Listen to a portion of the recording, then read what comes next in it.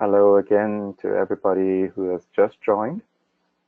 Just wanted to say welcome to our webinar on the civil society models of engagement, which will begin shortly.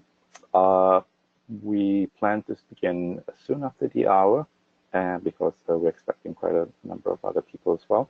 Just a reminder, please keep your phones muted while the presentation is going on, and only unmute yourself if you have a question or comment, so to keep the noise at a minimum. For those of you using a GoToMeeting system, you'll see that it's the icon with a microphone. If it's green, it means you're unmuted. You want to click that and make sure that it's orange most of the time. So that means you are muted when it's orange in color. And then we'll let you know also if there's we hear some noise coming from somewhere else if you don't have a particular question. But please remember to keep yourselves muted during the presentation, and we will begin soon. Thank you and welcome.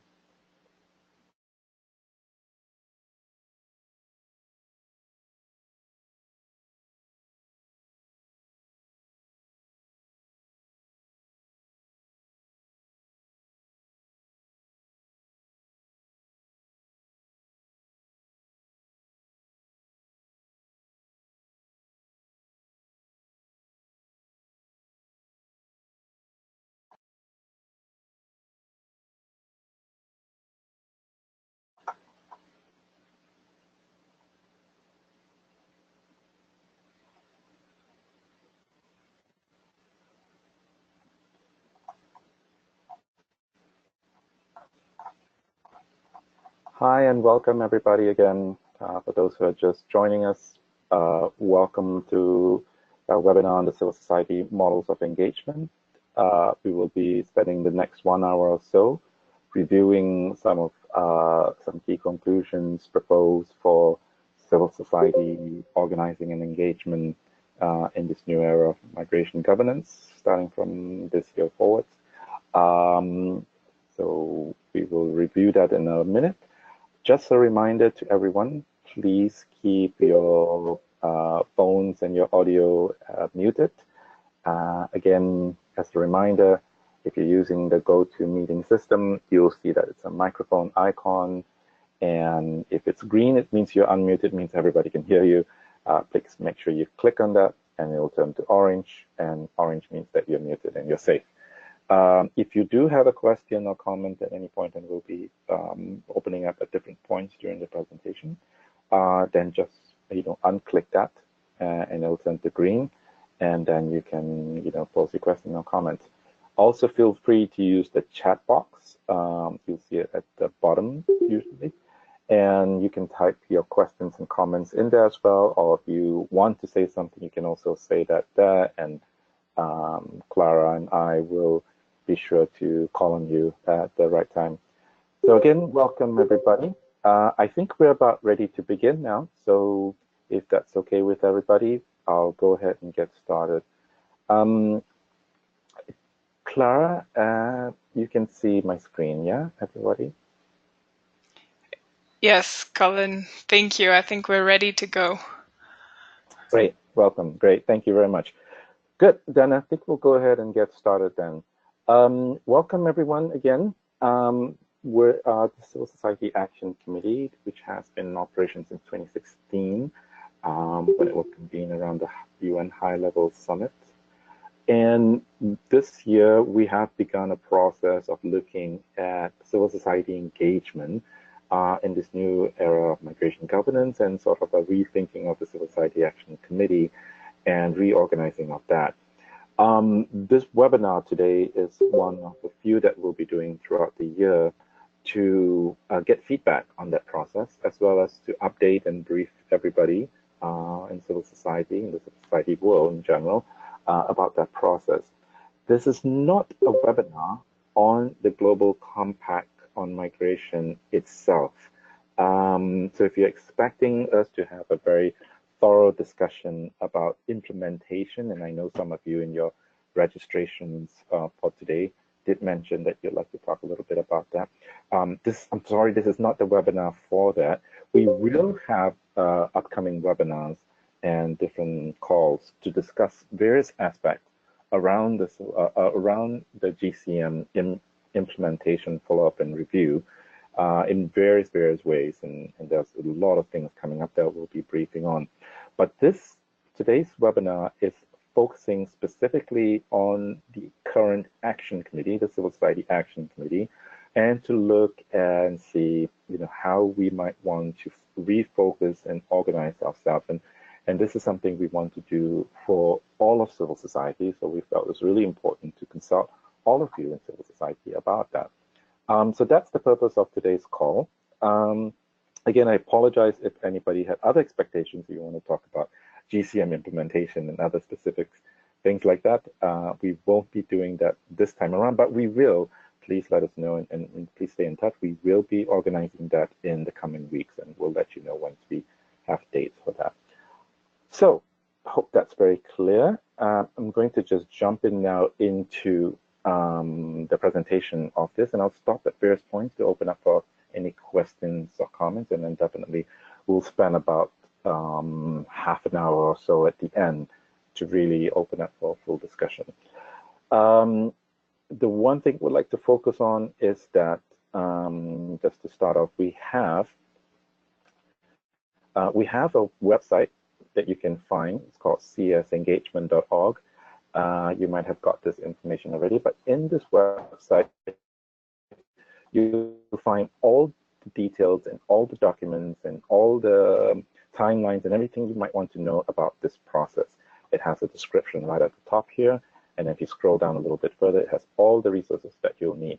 This big section here in the middle will show you summary of the current findings in 4 languages, Arabic, English, French, and Spanish. And then if you go down further, you'll actually find the full report from our consultant, as well as her PowerPoint presentation. And then here's a quick roadmap on where we're at. We're at number 2 right now, which we'll talk about in a little while. This is where we are in the process. And then, of course, other details. You can also go all the way to the bottom, and at any time, you can always send us information, ask questions and all that by email. Just fill out this form. On the left here is some more tabs you can always go to, jump to each section of the website. So I encourage you to keep coming back to this website. We'll keep updating it. It has all the information that you'll need about the process, where we're at, any documents that you'll need to refer to. It is called csengagement.org. You'll find that very, very simply. But today we'll want to focus in on the current review of the draft report that we have been given by our consultant. So let me back up a little bit and begin by doing a quick introduction. I apologize that this might be all news to many of you or some of you, but we felt it was really important to review who we are and how we got to this point to talk before we talk about where we are going and get your feedback on that. The Civil Society Action Committee was, as I mentioned earlier in the call, begun in 2016 around the high-level summit on large movements of migrants and refugees. It was to convene civil society organizing and engagement around that summit. And by the end of that year after the summit, the committee decided that it would expand its mandate into 2017 and 2018 to focus specifically on the Global Compact for Migration. You might recall that the high-level summit in 2016 covered both migrants and refugees, but in 2017 and 2018, we had 2 Global Compact processes, one for migration and one for refugees. The focus of the committee was on the Global Compact for Migration, but it had a bridging function to the Global Compact for Refugees, looking at issues of coherence and cohesion and complementarity, and that continues in today. As we approach the adoption of the Global Compact for Migration in Marrakesh last December, we began to then shift focus towards, what comes after the adoption of the compact, and now that we have a compact, and how we might go forward in terms of implementation. And the Action Committee decided that we will extend our mandate for 2019, continuing to do what we have been doing, but with a really, really big caveat that the priority during this year also is to look at a space of reconvening a space that makes sense in this new era. So we're about here of the documents right now. And in this sense, so we'll continue focusing on the implementation of the Global Compact. We will continue the bridging function and looking at the Global Compact on refugees, as well as IDP, the IDP work program for 2018 to 2020. But really looking towards the future and seeing how we can redevelop a new model for civil society engagement. What is going to work for all of civil society in this new era with this new global compact and what it means for all of global migration governance.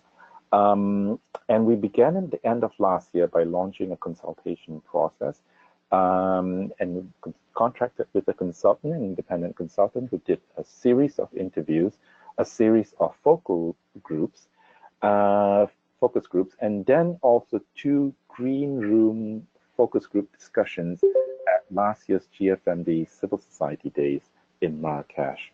And out of those, discussions that she had, she came up with her independent report, which is called Civil Society Models of Engagement in a New Era of Migration Governance. As I mentioned, you can always review that. It's about 40 pages long, quite long, but you can always review that on our website. And in that, however, she's come up with some recommendations for objectives, structure, and a roadmap. And all of that is going to be in this document that we've highlighted for you and that we'll be walking through today. I want to underline this important point here now, that the recommendations in this report are independently from this consultant to us, and it's for us to deliberate and discuss, which is what we're doing now, but it's not the actual final result. So we're not necessarily, this does not mean that this is what it's going to end up being. In fact, we have a sort of almost a year-long process to develop that and get, have a series of consultations with all of you in very different forms, and we'll keep getting feedback on that. So that's the purpose of this. Again, just as a review, you can always go to this website, csengagement.org. You can find all the details and all the reports on there to get an understanding of what this is.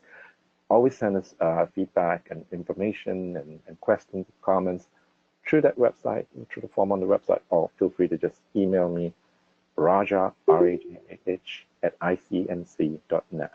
So feel free to do that at any point in time. We're happy to take your questions and comments. Again, also to underline that this webinar will not be looking specifically at GCM implementation, and we'll have future webinars on that, but just to be clear, this is where we are at and where we are going forward. So, having said that, we'll jump into the objectives unless anybody has some burning questions or comments about, how we got here. I haven't seen anything in the chat box, and I haven't heard anybody voice it. Okay, then I take that as that's very clear, and we can go forward then. Right? Good. Okay, so again, our independent consultant, Hermione, came up with a series of a set of objectives that she proposed based on her discussions, her interviews, her focus groups, the green room sessions, and the GFMD Civil Society Days last year. She came up with 3 core objectives that she thought we should focus on. And to be clear that these objectives are cumulative, meaning we cannot do the second one without doing the first one. It begins from 1, 2, and 3 in that series. And it's really to build on what has already been happening, but also what are some of the needs and gaps that need to be addressed in this new era. The first thing, the first objective, the first and foremost, the very first thing that we should be doing, was actually to be doing sharing of information and knowledge on the Global Compact for Migration. What are some of its key policy and political developments, key meetings, briefings. And the idea here is before we can engage in something like this or engage in anything, we need to be well informed. And sometimes the level of information and the level of knowledge is very uneven across the board, across regions, across different size of organizations and groups, across different thematic areas. Some people are really experts in specific areas, and others know very little about that area because they know more about something else. So the idea here is to really convene a space where we can really share as much information as possible. And that means everybody shares the information. So the more people that are involved in it, the better information we'll have, because we have a more broader set of information and knowledge that we can bring into it. This requires convening various webinars, as we'll be trying to do, as well as ongoing regular monthly meetings that we've been doing as well. And the idea here is that, again, before we can even take any action and fully engage, we always need to be appraised about what's going on and have the depth of information that everybody can bring to it. And the more people that are involved in it, the better the information is. That's the very first objective. Let me pause here then and see if there are any questions or comments on this first objective.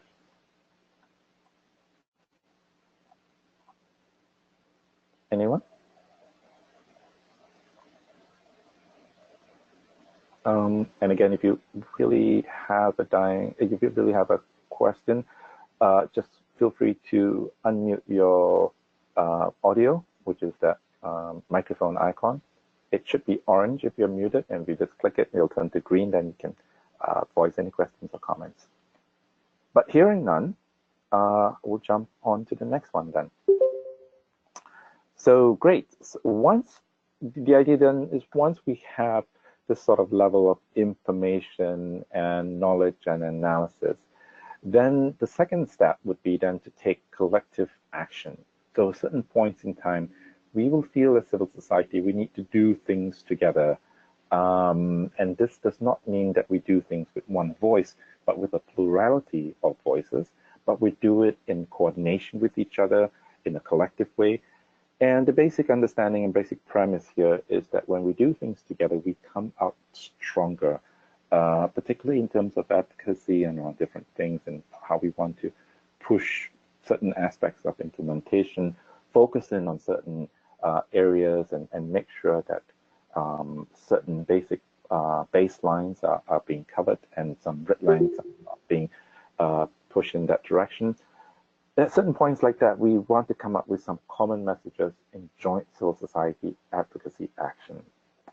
And to do that, we need to be strategic, we need to be involved, we need to be in coordination with each other. So this second objective is basically to say that we have a space where we all come together and we all decide that, okay, we would like to have certain talking points, certain inputs, certain messages that we'd like to communicate together.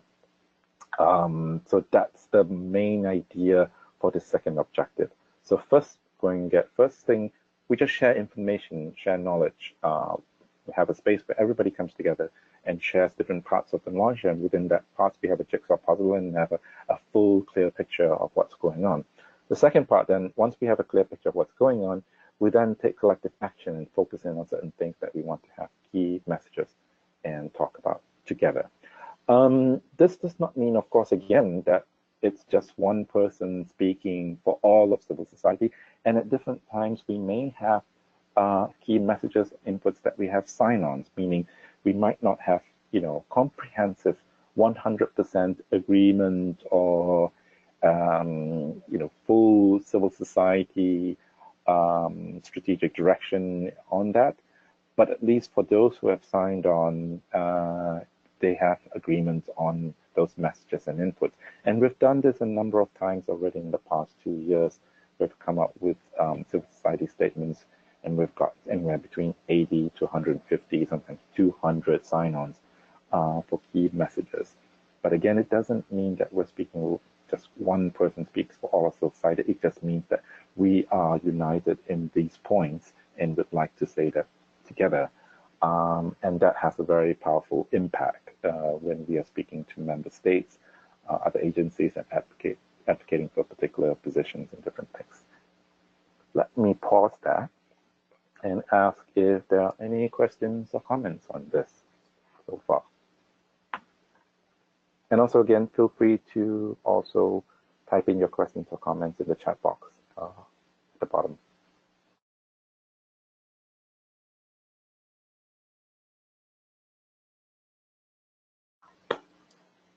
Anything? Very clear? Very good. Fantastic. Okay. So then we come to the third objective, and in this one, it gets a little bit trickier. And again, to underline that how the consultant communicated this to us is that these have to be cumulative and in order. So we cannot jump to number 3 without having done number 1 and then doing number 2, and then we get to number 3. And in number 3 here, what is proposed is that we also provide capacity building support and access with the understanding that there is various levels of capacity, of course, a wide range of capacity among civil society organizations across the world. And engagement in the Global Compact for Migration, even in the last 2 years and certainly in the coming years, is very uneven. And certain groups who want to engage, especially at the global level, lack the capacity or lack the resources and lack the access to do so. The idea here is to facilitate the increase in those levels of, increase in not just the levels, but the effectiveness of resources and capacity, and to provide certain kinds of capacities, especially to the national and regional levels. And in some cases where there are gaps, actually embarking on setting up and nurturing embryonic or nascent networks or infrastructure, society infrastructure at the national and regional level. So here's a big jump from having a space from doing where people come together and share information to then taking action together to actually then, providing resources and capacity building at various levels, especially including national and regional level, which comes out a lot in this point. I have to say at this point that when we've been discussing number 3 in terms of capacity building, support, and access, we've already gotten quite a bit of feedback that this might not be the right way to approach it. That in fact, it's not that people lack the capacity per se, which is of course very true, but the idea is that it's not that a global space like this or global network or global organization like this actually is responsible for providing capacity and building resources and actually even nurturing new networks and infrastructure, but it's actually creating access and providing space for access. A lot of times, a lot of things that happens at the global level just happens in, global centers, global political centers, and people don't have the information, people don't have the access to engage in that. So the idea is that to go back to actually number 1 and number 2 in order to kind of create this access that's referred to in number 3. And that the first thing is that there's, a big gap of information of what's happening and what's going on, and to be able to provide a space where we can do more of that. And then an opportunity to engage together. So number 2 is just as important. A lot of times, the feedback we're getting is actually we want to engage, we want to participate, we want to take part in it, but we don't have that opportunity because it happens just among those with the most resources and in the right places and the right time. So we'd like to have that opportunity to engage together. So number 1 and number 2 again get reinforced in this discussion. And people are saying we don't actually want something like this in terms of an engagement model to actually build new networks. We can do that. We just need access to resources, access to opportunities, access to information. So let me pause here because this is quite a tricky piece, and I want to give some time to see if there's any other questions or comments on this.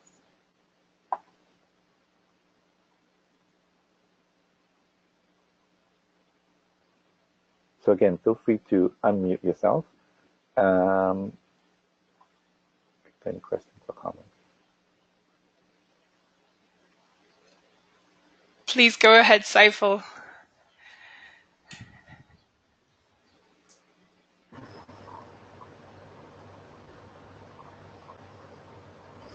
Kia ora, Pefi Kingi. Can you hear me well? Yeah, hi, Pefi. Okay, thank you. And a special welcome to Pacific colleagues who are joining us for the very first time. So we're utilising this evening webinar as part of our training for our peoples. And thank you for leading it, Colin. We have had a few discussions, and one of the most pertinent questions that occurs to us is whether indeed this is going to have a look that's based on equity rather than notions of equality, which we all value, but as we know, there are differentials in each of the regions, and lack of resources and most certainly access counts for a lot in terms of some of the regions. So have you given that some thought? Thank you. Yeah, thanks, Pefi. Yeah, I think this is one of the questions that keeps coming up, that, what is it really addressing, and what is the right and appropriate thing for something like this to be doing. So we're trying to create a new model, a new space where we can all engage as effectively as possible, and as much as we want together collectively.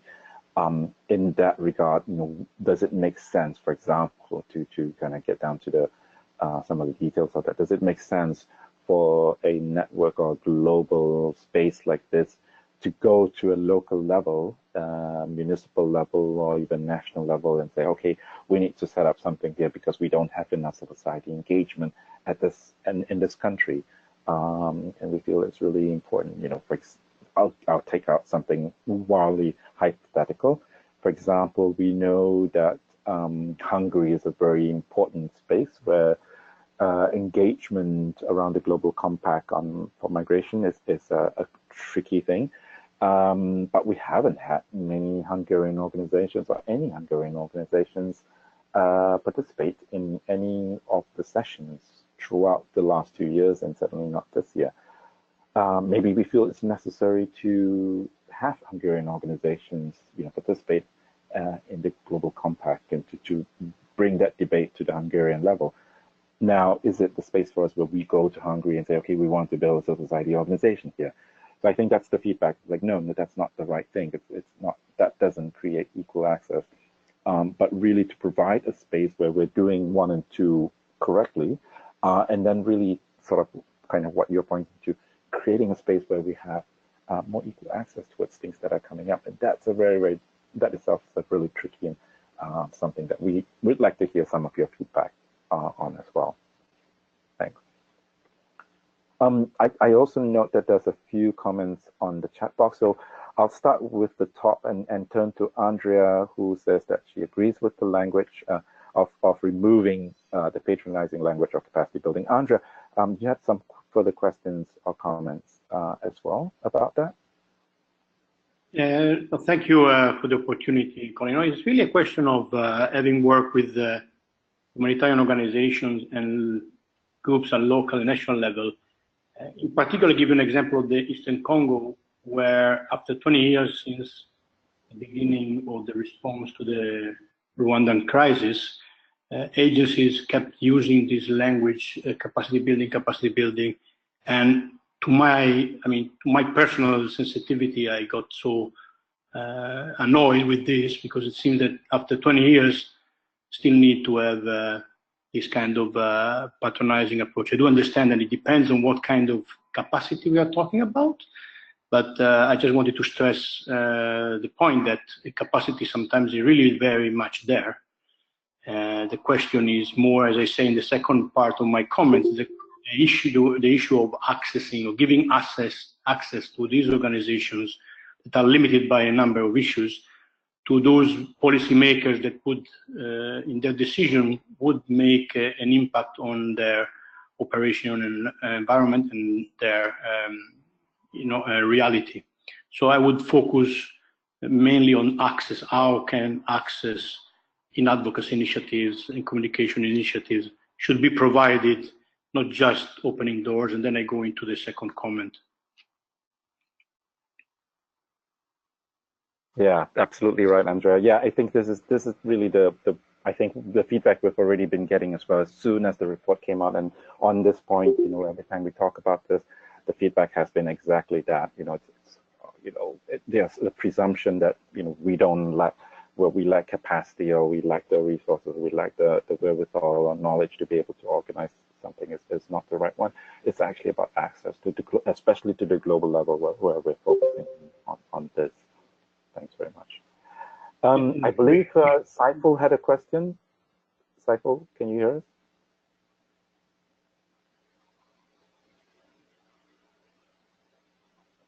Go ahead, Saiful.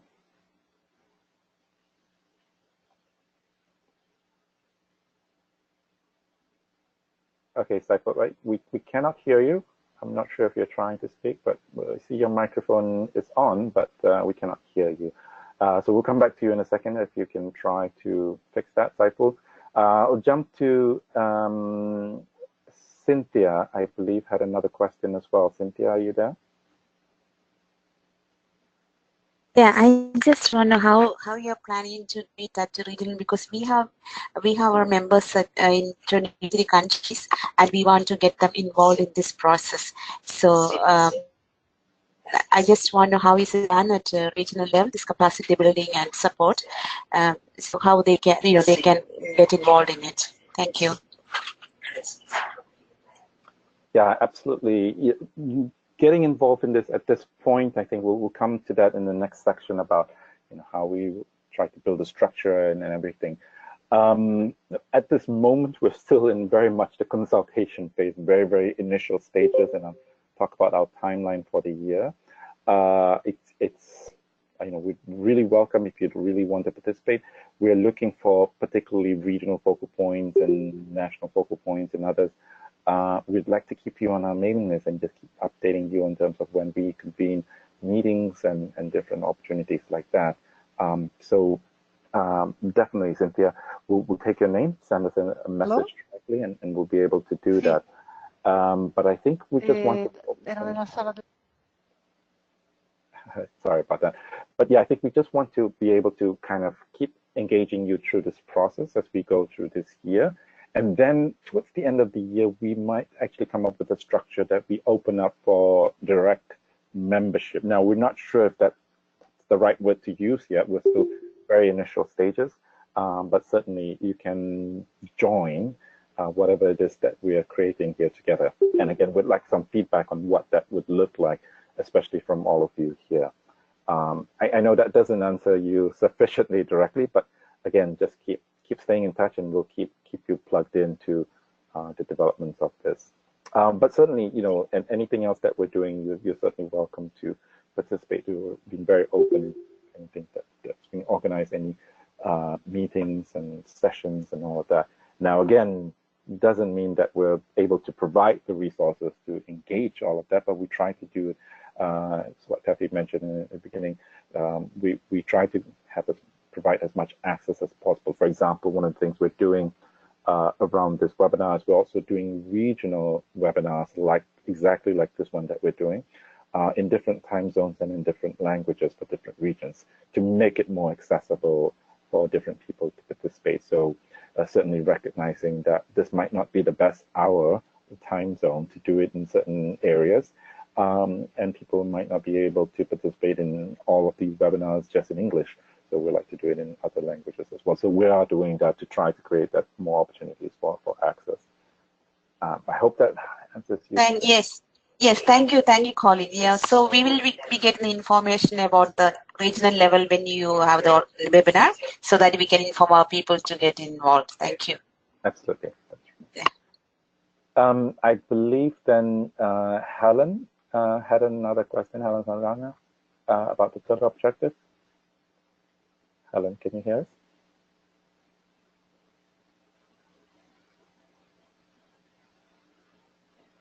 Helen Saldana, can you hear me? Unmute your phone if you'd like to say. Go ahead. Hello.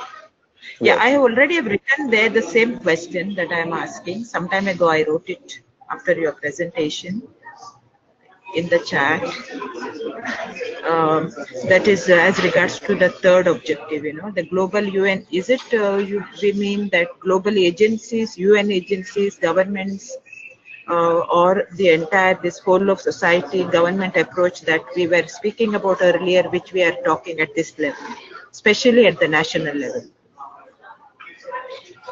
Yeah, Helen, thank you for the question. I think what we're focusing on here is really about civil society engagement and civil society organizing. I hope that's clear. We really want to look at how we organize ourselves in terms of our engagement on the Global Compact for Migration, the implementation, follow-up review of the GCM. So that's really the focus of this discussion, what we do amongst ourselves and how we do that. So those are the questions we're talking about. Now we'll get to a point later on, and once we have such a model in place, then we'll say, okay, who are we targeting? But who are our focus? Are we talking to national governments? Are we talking to the UN? UN agencies? Are we talking to the UN Network for Migration? That's the new setup for coordination among the UN agencies working on this. Who are we talking to? We're talking to the General Assembly. There's many different things and many different points of engagement that we'll be referring to.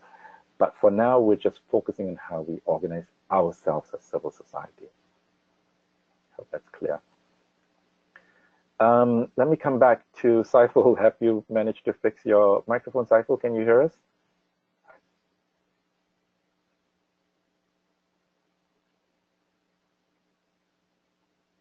Okay, probably not. Sorry, Saiful, we still cannot hear you. I know you're trying. Good, okay. Thomas Matthew, you have the question there, Thomas?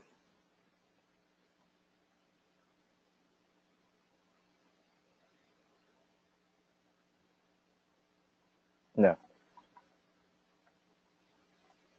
Okay, anyone else that we haven't called on yet?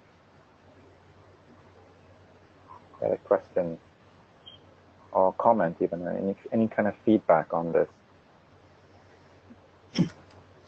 Thank you, Colin, if I may. Yeah, go ahead, Duffy. I know that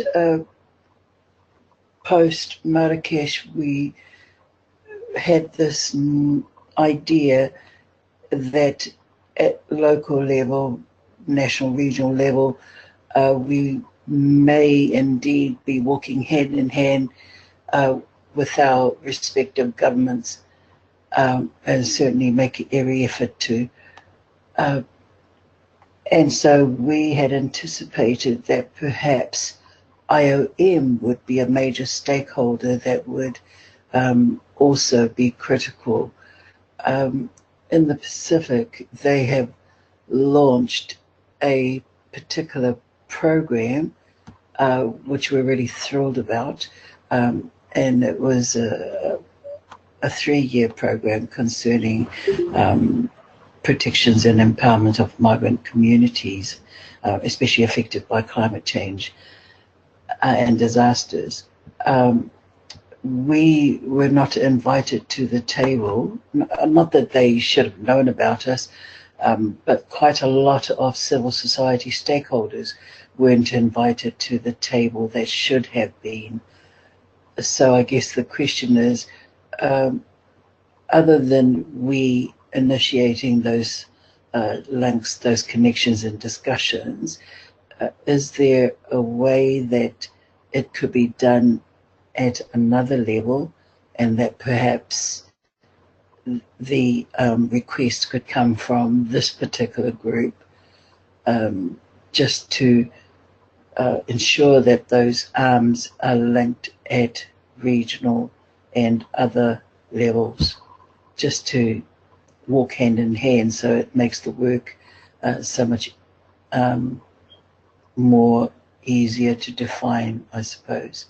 Thank you. Yeah, thanks, Buffy. Yeah, and again, I think those are really, really good questions and challenging ones that we need to keep approaching in terms of national, regional implementation of the Global Compact and various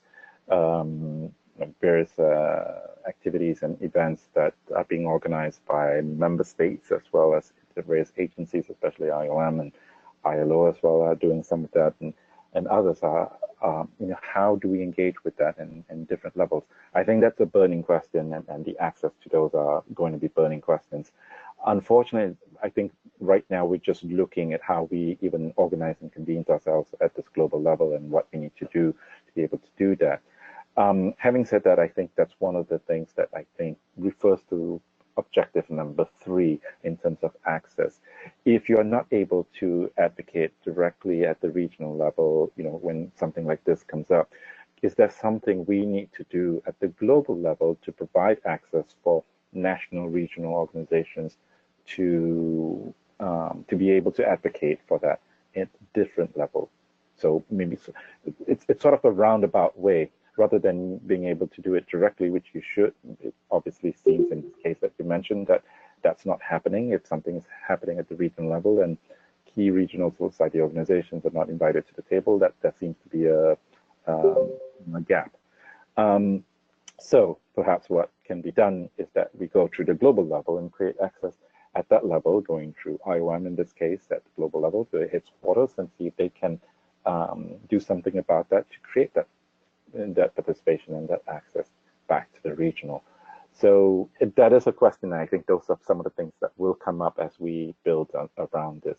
At this point, though, I think we're still in the process of building and still in the process of looking at what it is that we actually do at this global level in order to be able to, is that something that we specifically can be doing or should be doing? And I think that refers to the question of access. Any others? I don't see anything else on the chat boxes, and I haven't heard anybody voice anything up, but I'll just give another few seconds to see if anybody has anything else to comment or say about this. If not, we'll continue for the rest of this part here.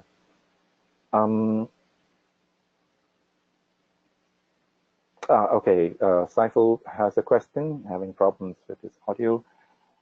Achieving the set objectives, particularly in national society level, CSO needs resources and standard framework for that, and we follow.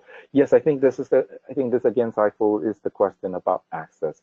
So it's not. I think the feedback we've been getting, and I think I've been hearing here as well, is that it's not that we provide the resources from the global level. It's not that a global civil society organization kind of has resources at its disposal and provides access or provides those resources to national and regional organizations that need it.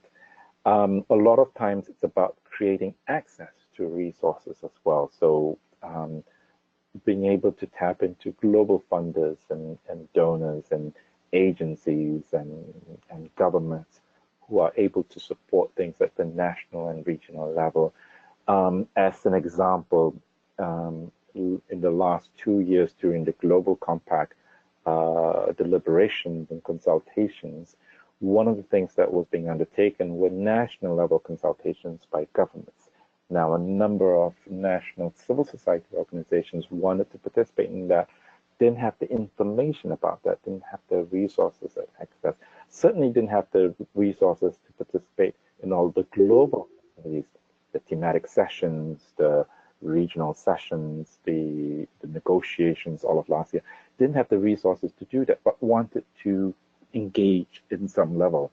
One of the things that we were able to do is connect people through different agencies and with different global processes to connect back to the national level. So again, this roundabout process where we say, okay, please, find these national organizations who are wanting to engage and wanting to participate at the national level. Can you at least bring them into your national consultations and engagement at that level? So I think that's one of the things that we've been saying is how we provide access to resources, not actually providing resources itself, where no one has said in any form of way that we should be setting up a donor contribution body or funding mechanism in this sense, but really to create more access towards that.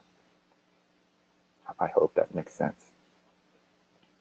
And again, if there is some other different thinking on this, we'd like to hear that. Please feel free to send us more feedback on that as we go forward with this.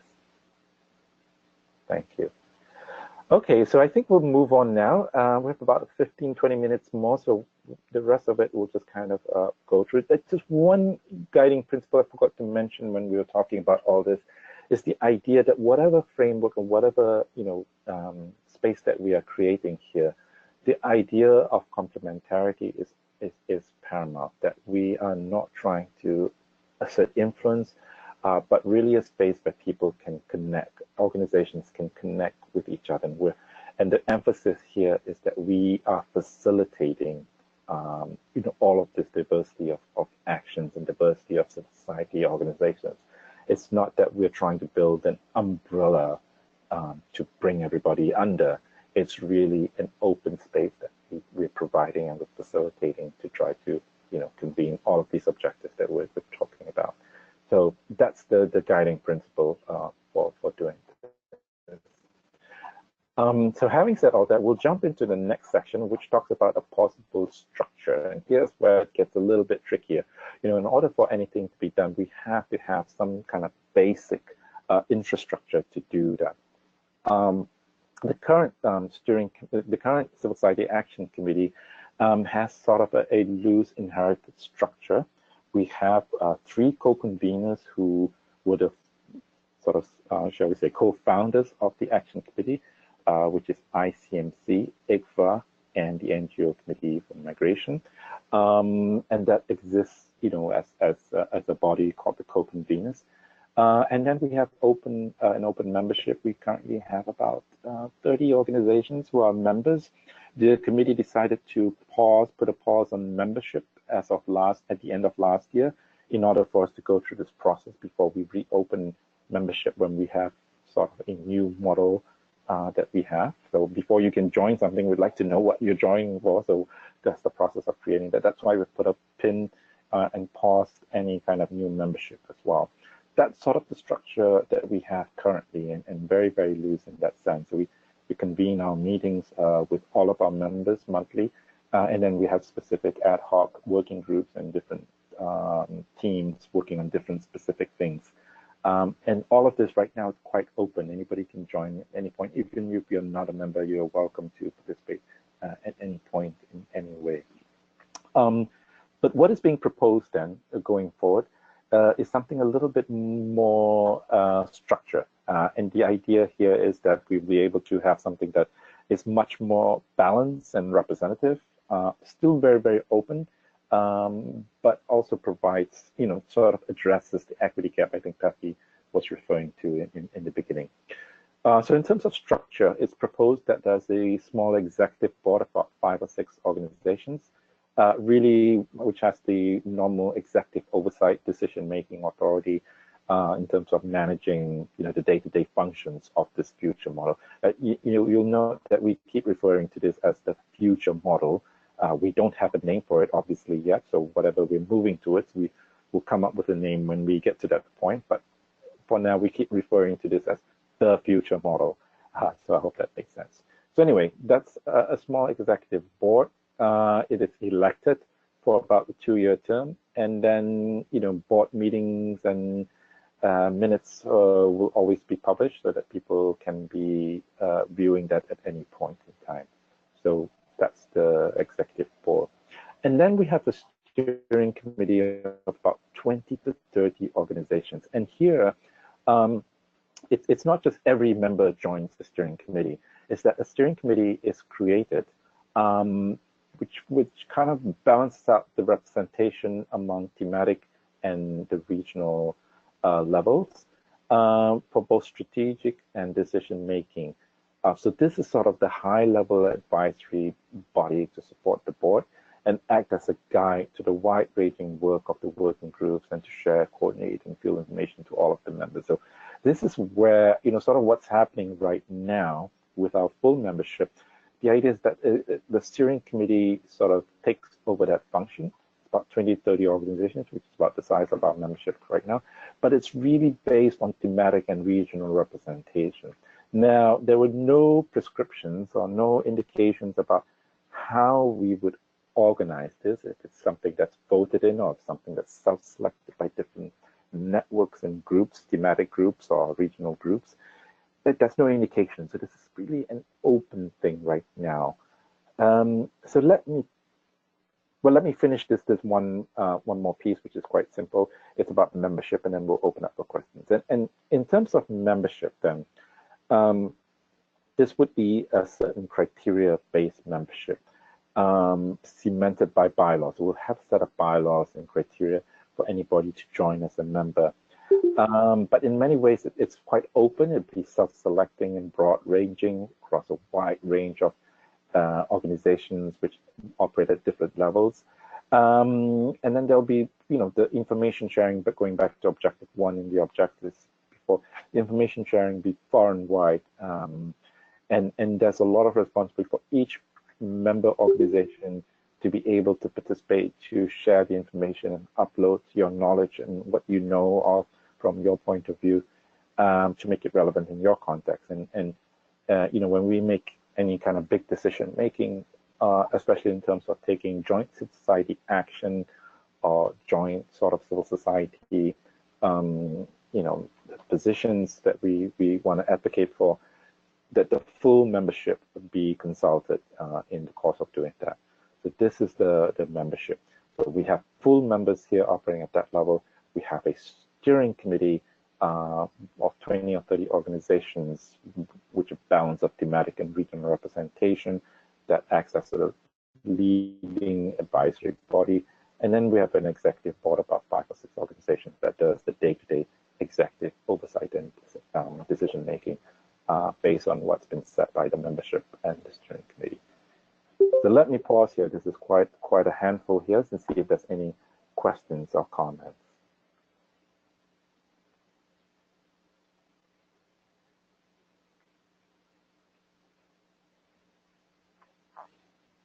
Anyone?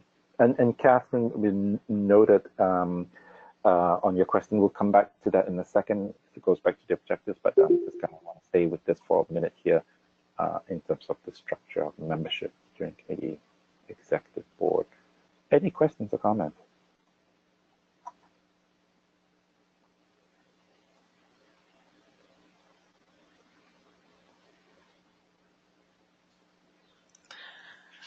I think there is a question from Georgette. Colin? Georgette, please go ahead.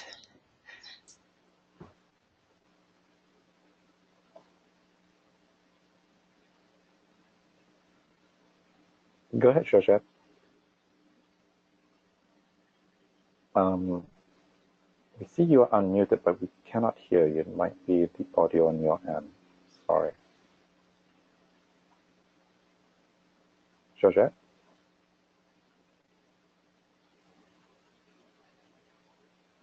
Sorry, Georgette, we cannot hear you. If you have a question or comment on this, maybe it might help if you type it in the chat box.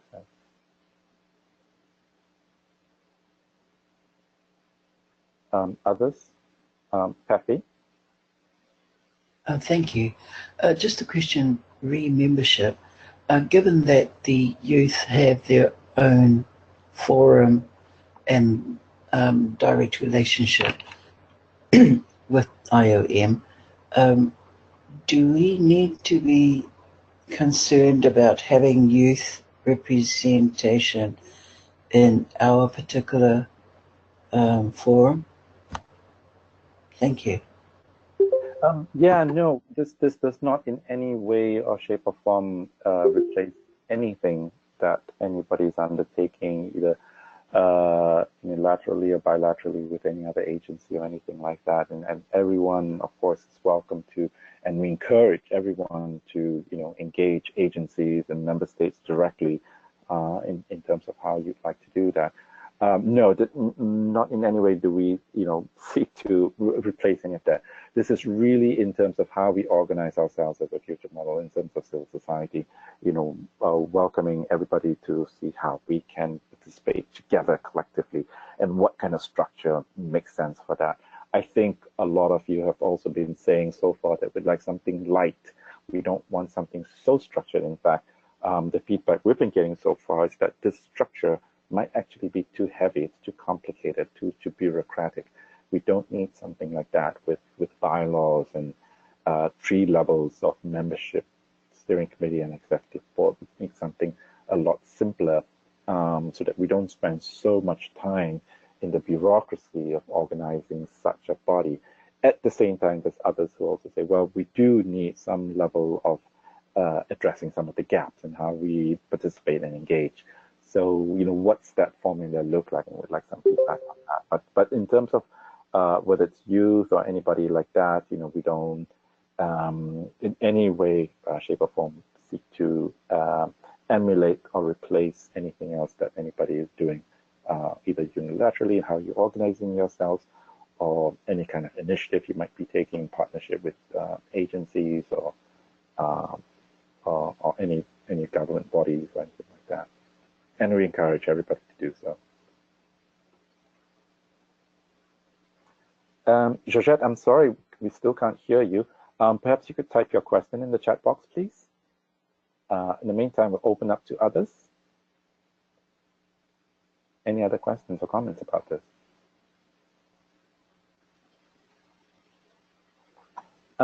If not, then I'll keep going on.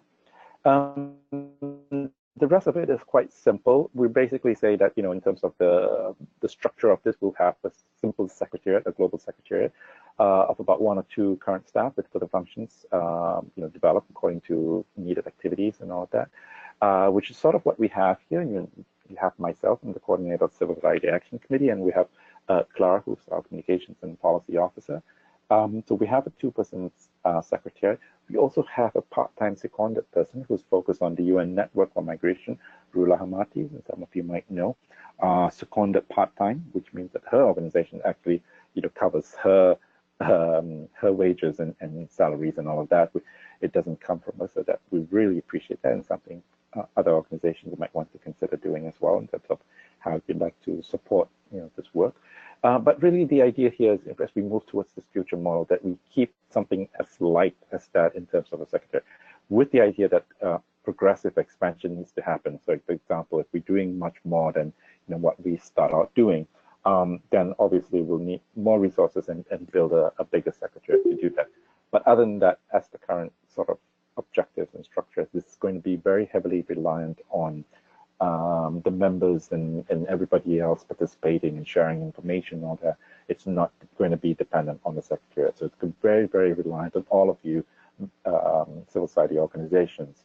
And the secretariat merely serves as a facilitative function, so to keep that very light. Again, when we have different activities that come up that require more resources and more staffing, then we'll bring in more as necessary, but really keeping a 1-2 person secretariat. And then we have working groups, and this is where most of the work gets done, and kind of going back to objective number 2, where we say we take collective action. We decide if we want to do something together, we want to have a particular position, we'd like to take particular action on certain things, or come up with a particular statement on something, that we convene ad hoc working groups as needed. And these are limited, so it's has certain time limits. It's not kind of an ongoing permanent thing, and focus on specific thematic areas. I'll give you an example of something we've just done. It's related to the new UN Network for Migration, which had a consultation with civil society on the 4th of April. So in the lead up to that, we convened a drafting team of about, I believe, 18 or 19 different organizations who participated in that sort of ad hoc working group, came up with a set of civil society proposals, drafted that, and it wasn't easy, I have to say, but they did a lot of work to try to come up with some really concrete language in terms of proposals for the UN Network for Migration's work plans and priorities and points of engagement with civil society. And then we opened it up. We passed it around to everybody we could that interested in this, and got some further feedback on that, and then proposed that and gave that forward to the UN Network for Migration, and was part of the deliberations of the fourth paper, and we'll be following up on that soon. So the work of that drafting team has concluded for now. It may be reconvened if we need to do a second draft or something like that, and it's always open to anybody to join. But the idea here is that this is exactly what this proposal seeks to do. It's taking action together, having a particular statement for civil society together. Has about 12 to 15 members. In our case, we had up to about 18 or 19 members in the working group. It's limited, so it's just a few months that it's in place. It focuses on a specific thematic area, and once its job is done, the working group concludes. So that's the idea of where the most of the work is undertaken, and seems to be a model that works quite well so far. So that's that for the structure. Let me pause here and come back to you, see if there's any questions or comments about this part.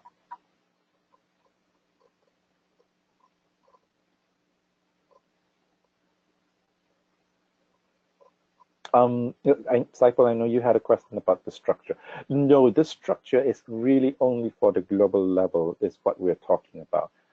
This is how we engage at this level.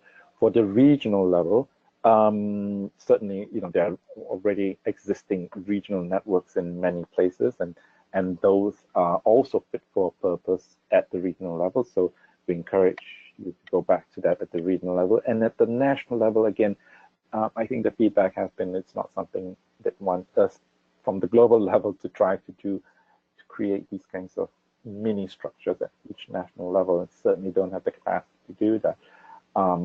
So it's really contingent upon national civil society organizations to do that amongst yourselves. I know particularly in Bangladesh, you already have various structures ongoing, so we don't want to impose something like this on that, and we think whatever you have, has to work for yourself. And each country, each organization in each country will need to figure that out for yourself. This is really for the global level.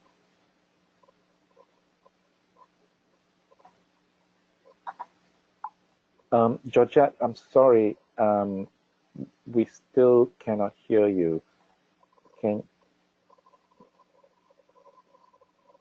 Georgette, can you try speaking again? We really cannot hear. I'm sorry.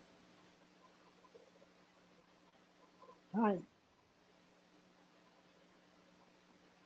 There you are. Hello? Okay, here I am.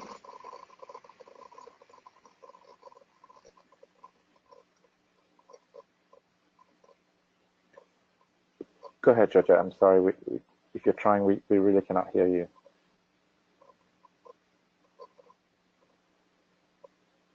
I think there is a problem with the voice on my computer. We can hear you now. Go ahead.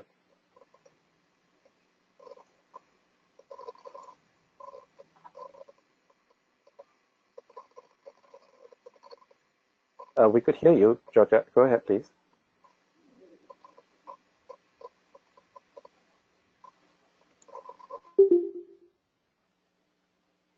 I'm sorry we lost Georgette there, but yeah, I think might have been having problems with that. So yeah, coming back to this again, I think so this is what we're talking about in terms of the structure and what's been proposed so far. Any questions or comments about this and from anybody else?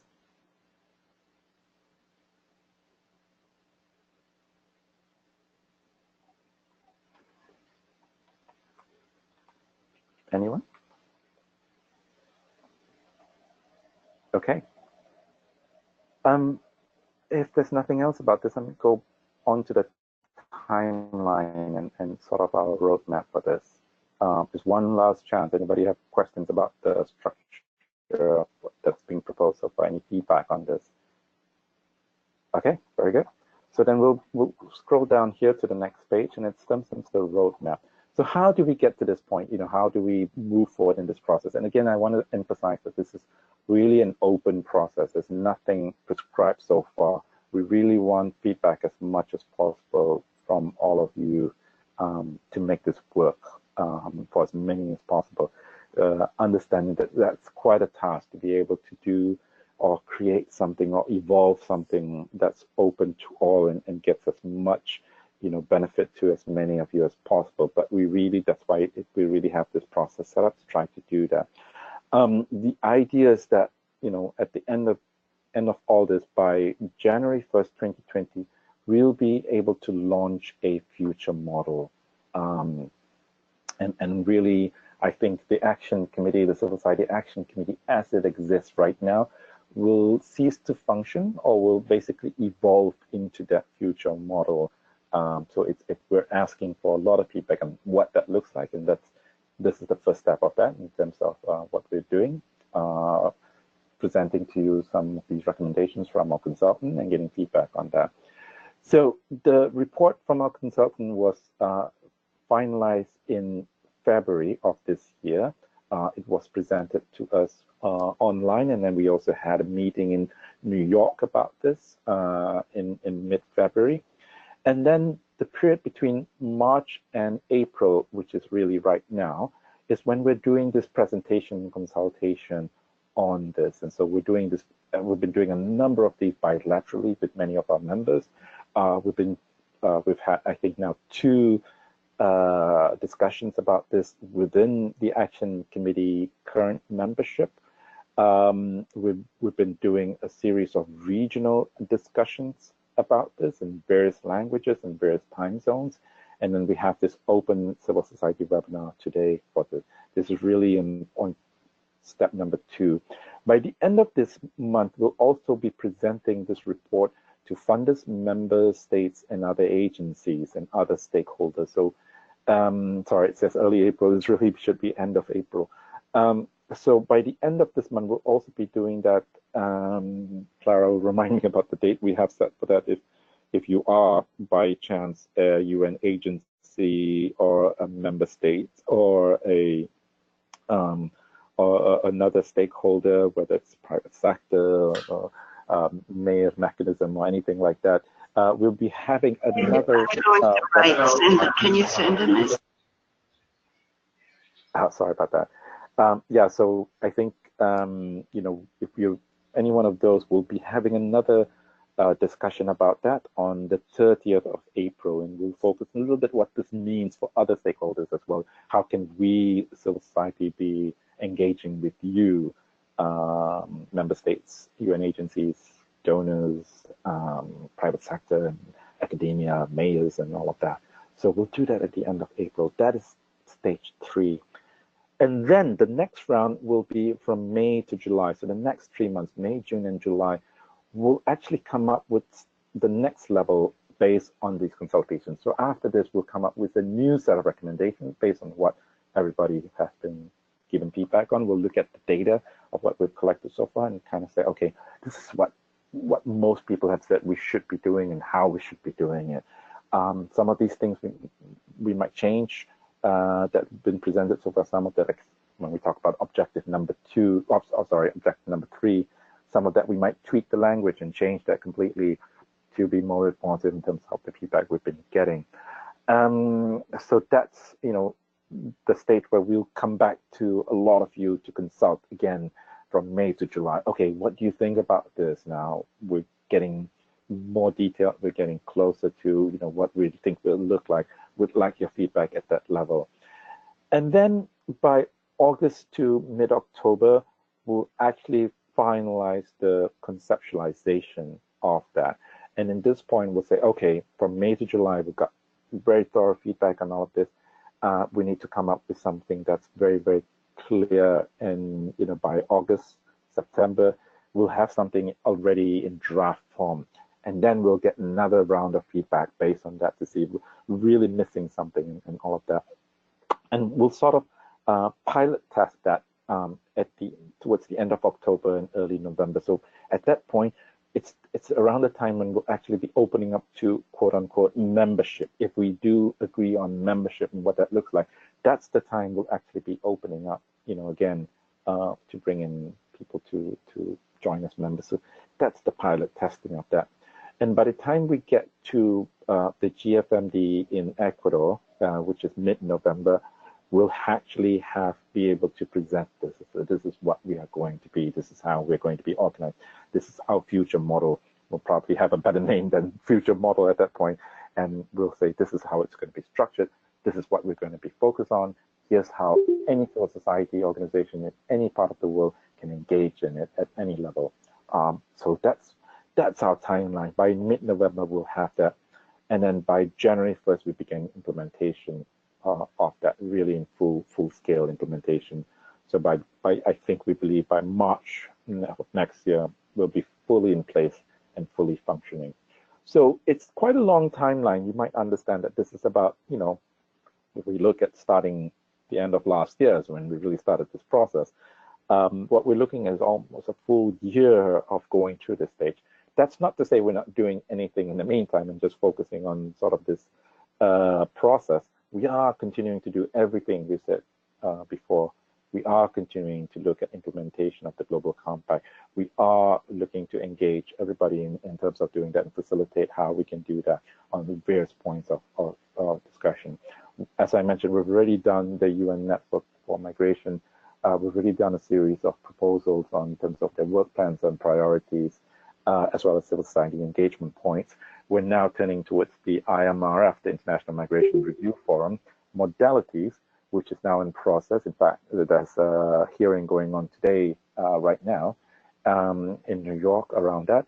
So those are some of the things we'll begin looking at as well in terms of facilitating an open civil society joint inputs and advocacy points and what we'd like the IMRF modalities to look like, especially where we as a society engage in them. So we'll keep doing that through the year, and we'll keep advocating for all those things and keep building on that. But at the same time, we feel this process right here, all of this is going to be really critical for us to get to something that really works for everybody as well. It's also a little bit of fine-tuning as we go along. That's the timeline we have for ourselves. Let me open it up then for questions and comments, and I see quite a few already online. But let me just open it up first to Andrea. I think you have a question.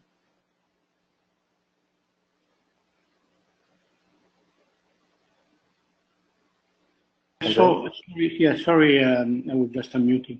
When it comes to the regional consultation, are you also organizing one for groups of civil society operating in Europe, dealing with migration, especially Southern Europe? Yeah, that's a good question, Andrea. We've been doing a lot of these in different time zones and different regions, but not particularly for Europe. There hasn't been a call from our European members to say that we really need one for the European level. And certainly, what we're doing here is very much the same thing we'd be doing for any of the regional dialogues and discussions of this as well, almost identical, only in different languages. For example, we've done one in Latin America in Spanish. We're doing one in Africa in both French and English. So we've done this a number of times. There's one that has just concluded in for the MENA region in Arabic and French and English. So we've been doing this in different regions, but not specifically for one in Europe, unless some of you tell us we really need to do one. And we haven't heard that need called out yet. Oh, okay, no, thank you. I will just share these services you're providing to some NGOs in Italy, since they are working towards developing a campaign on supporting migrants in Italy. So as a country at the forefront in Southern Europe. So I'm not sure if they are aware of your work and support services. So I will do the link with them, and then they might get in touch with you directly. Yeah, that would be really great, Andrea. I really appreciate that. And again, just send us an email. We can definitely follow up bilaterally about that as well. And also connect you with some of our regional members in Europe who can help support that as well. Thank you very much for the opportunity. Bye. Yeah, thank you. Helen, or actually Eva Sanders might have a question. Eva, can you hear us? I actually don't see Eva on anymore. Helen, are you there? Can you hear us?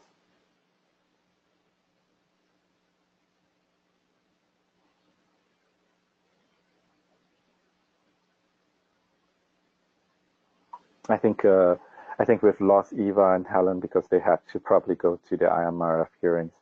But yeah, so I think that's they had a question about, I think, the name. Okay, yeah, about the name of the action committee, and I think we are not at that point about talking about name yet, but we keep referring to the future model as one of the things that's not to prescribe what it would be named in the future. We might stick with the same name, we might change it. I think we'll get to that point in the next round from May to July. But thanks for that feedback. Anybody else? I don't see anything else.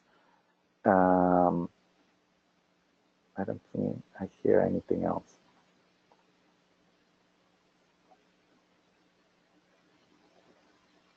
Anyone else?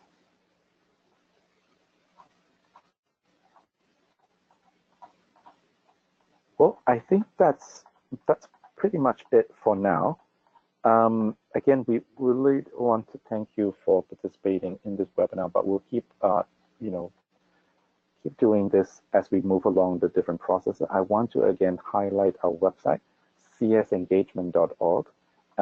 This is really where a lot of the information is sort of embodied, and both the description of what this process looks like, the resources, all the key conclusions that we've just been going through. If you want to read the full report, you can find it here. If you want to see the PowerPoint presentation that our consultant did for this, you can find that here as well. And then you can look at the roadmap I've just been talking about. You can see that we're at point number 2 here right now, and we'll be moving on to number 3 very soon by the end of April. And then we'll get to the civil society consultations, the second round of that, May to July of next 3 months coming up. That's where we're at, really, at the roadmap right now. We'll be having more of these sort of open society webinars to talk about this. But at any point in time, you don't have to wait for the webinars, or you don't have to wait for any of these dialogues. Just feel free to come to this website and send us an email. Just fill this out, send us a message. If you have any feedback, any questions, comments about any of this, do that, or you can just email me directly, Rajah, R-A-J-A-H, at icmc.net. Rajah at icmc.net. Just feel free to send us information, anything that you like about that. And again, as I mentioned right at the start of the call, we've been focusing a lot on these models of engagement for civil society, but we'd really like to get also, kind of go back into some of the information about what's been happening in terms of the Global Compact implementation, and that actually has been a lot happening already. And so we'll be convening future webinars on that. If you're not on our mailing list, please do send us an email and let us know that you'd like to be on our mailing list so we can inform you when those comes up. And otherwise, we will see you then on the next time we do these webinars. Any other questions or comments at this point? Hearing none, we want to thank you again for joining us today, and we'll talk again more in the coming months. Thank you, everyone.